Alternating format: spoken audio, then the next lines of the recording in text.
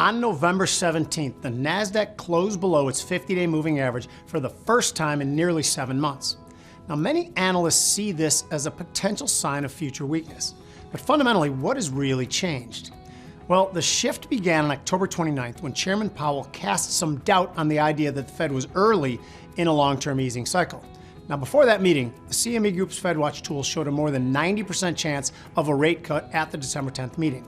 That probability has now dropped below 50%, with the market currently pricing in roughly 75 basis points only of additional easing between now and the end of 2026. Now, there's also the ongoing question of the AI bubble. Some analysts argue that the strong AI-driven rally has created structural vulnerabilities, suggesting a meaningful pullback could be reasonable and in order. They often highlight that the Nasdaq was nearly 16% above its 200-day moving average at the October 30th high. That level had only been seen once in the last 5 years, July of 2024, which was followed by a 16% correction that eventually found support at that 200-day moving average. Even in February of 2025, the index was only 10% above the average, and that was right before Liberation Day's 26% plunge. So now attention turns to the NVIDIA earnings scheduled for release after the bell on November 19th. One of the more intriguing scenarios would be a strong earnings beat followed by the stock trading lower.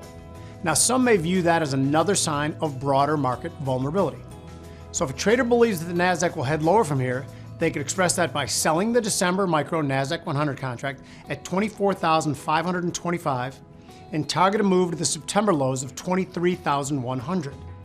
Now, a stop for this trade could be placed above at 25,400. This trade can make $2,850 if the target is reached and risks $1,750 if you're stopped out of your level.